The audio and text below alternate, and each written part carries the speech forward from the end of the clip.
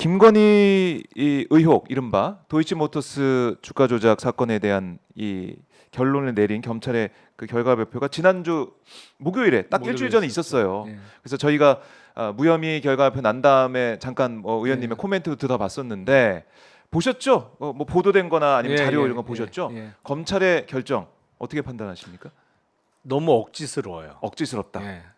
그래서 이거는 아니 마음 먹고 불기소장을 쓴 거는 이해를 하겠는데 네. 물론 그 마음을 먹은 게 잘못됐다고 이야기를 하는 거고 근데 참 글이 나가지 않는 써지지 않는 불기소장을 썼다.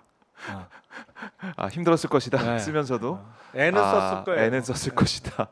그러니까 참 이해가 안 가는 게 주가 조작, 그러니까 이 재판 과정에서 나왔던 것처럼 이 조작의 통정 매매 등등 조작에 이용된 계좌 중에 절반 이상이 김건희 네. 계좌 아닙니까? 그런데 강제 수사를 아예 안 했다. 그리고 김건희 씨의 이 기억이 안 난다는 그 얘기를 사실상 받아들여주고 김건희 씨는 전문가가 아니야. 그래서 계좌를 맡기고 그냥 일반적인 거래를 했을 뿐이야. 이렇게 결론 내린 거 아니에요? 그러니까 이게 무혐의하기가 네. 참 까다로웠던 게 김건희 명의의 계좌가 6개가 동원됐잖아요. 도치 1차, 2차 합쳐서. 네. 주가 조작하는데 근데 6개를 다 맡기던지 6개를 다 자기가 운용했으면 그나마 좀 쉬웠을 거예요. 근데 4개는 저쪽 주가 조작하는 일당들한테 맡기고 네. 2개는 자기가 직접 또 운용을 했단 말이에요. 네. 그러니까 이게 더 어려운 거예요. 이거를 주가 조작의 공범이 아니라고 설명하기가 더 어려운 거야. 그러니까 다 맡겼으면 네. 몰랐다. 다 맡기고 난 몰랐다. 뭘 사고 파는지 전혀 몰랐다. 네. 하든지 예. 내가 다 운영했으면 나는 일절 어허. 모르고 내가 그냥 내 판단으로 한 거다 했을 텐데 네. 4개는 맡기고 2개는 자기가 직접 했단 말이에요. 그러면서 이른바 7초 매매도 나온 거잖아요. 주가 조작하는 일당들이 이거 매도 쳐달라고 해달라, 네. 전해달라는 메시지가 나오고 나서 7초 후에 여기서 김건희가 직접 운영하는 계좌로 8만 주 네. 매도 주문이 나왔는데 이러니까 이거 쓰기가 어렵죠. 왜냐면 말이 안 되거든.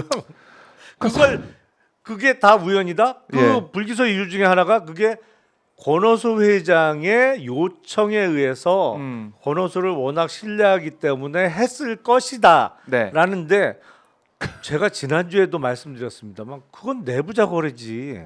그렇죠. 어? 신뢰하고. 그 종목 회사의 회장인데 네. 도이치모터스 주식을 거래하면서 그렇죠. 도이치모터스 회장이 이거 팔아라 라고 연락을 만약에 해줬다고 하면 이거는 회사에 무슨 안 좋은 일이 있나 보다. 당연한 거 아니에요 그거는. 그럼요. 그럼요. 그게 무슨 100주 200주도 아니고 8만 주인데 도이치모터스 주식이라는 게 예.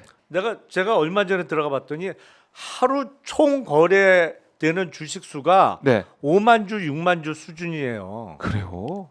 그러니까 아침 9시에 개장해서 3시 반까지 폐장할 때까지 거래되는 총 주식 수가. 근데 한 사람이 일시에 8만 주 주문을 내면서 그게 다 체결.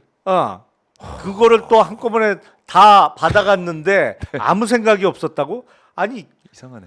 본인 스스로 언론하고 인터뷰하면서 자기가 주식 전문가라고 그랬어. 자기 장사 자기 번 돈 다 주식으로 벌었다고. 예. 거기다가 무슨 비상장 단계에서의 무슨 BW나 뭐 이런 거래를 했을 뿐만 아니라 시간 내에서 이루어지는 블록딜 거래까지 한 사람이에요. 이 사람이 어떻게 주식에 문외하냐. 저는 그러니까 말씀드려도 잘 모르겠는데 이 단어 자체를 용어 자체를. 그러니까 참 불기소장 쓰면서 예. 쓰는 검사도 이게 말이 되나? 라고 하면서 썼을 거예요. 그러니까 누가 수사했고 누가 이제 도장 찍은 다 남아 있는 거잖아요. 얘기했듯이 나중에 이거 다 문제가 된다. 그러니까요. 그래요. 될 거. 양심을 팔아먹었지. 양심을 팔아먹었다. 참. 그러니까 검찰은 죽었다라는 얘기가 나오는 거 아니겠습니까?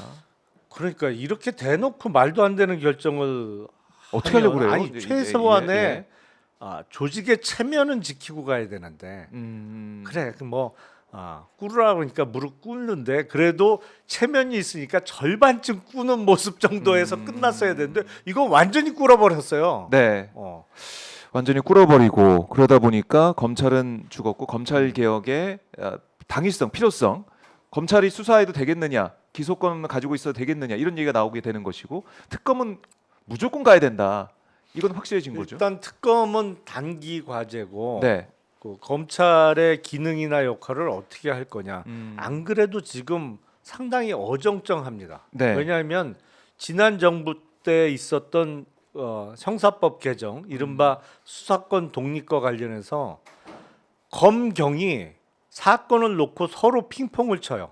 사건이 끝나질 않아요. 예. 그래서 지금 억울한 사람들은 뭐 2년이고 3년이고 자기 사건이 끝나지를 않고 나쁜 짓 한 사람들의 전성시대예요. 사실은. 그래요. 법을 잘못 만들었어요 그때. 아하, 제대로 그래서 못했다. 이 형사 범죄를 그 다루는 네.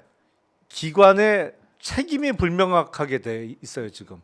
서로 밀어요. 그래서 사건은 서로 떠넘기면서 사건을 끝을 안 내기 때문에 네. 사실은 일본 검찰이 사건의 기소 내지는 최종적인 처분에 상당히 소극적이었습니다. 네. 그래서 일본 검찰이 사건을 오래 끌기로 유명했어요. 음. 그래서 결론적으로 등장한 게 뭐냐? 야쿠자의 전성시대가 왔었어요. 지금은 이제 야쿠자도 거의 소멸해 가는 상태지만 네. 이제 몇십 년 전 상황을 보면 그게 뭐냐면 억울한 일을 당한 사람의 일을 수사기관에서 제대로 매듭을 못 지어주는 거예요. 그러면 경찰, 예. 검찰 넘어가는데 검찰에서 이게 확실하게 매듭을 못 지어줘. 그러면 정말 억울한 사람 당한 사람들이 뭐 그중엔 더 나쁜 일을 하고도 네. 또 악용한 것도 있겠지만 일부는 자기가 억울한 일을 당해서 피해를 어마어마하게 받는데 아니 국가 수사기관이 이거를 해결을 못 해줘. 그럼 그 사람들이 어딜 찾아갔냐? 야쿠자를 찾아가서 의뢰를 한 거예요. 그러면서 이제 수십 년 동안 일본 야쿠자의 전성시대가 이루어졌는데 우리나라는 뭐 아직 그 정도 상황은 안 갔습니다만 그 비슷한 초기 상황이에요 지금. 그래서 나쁜 짓 하려면 지금 해야 돼 사실은 이럴 때.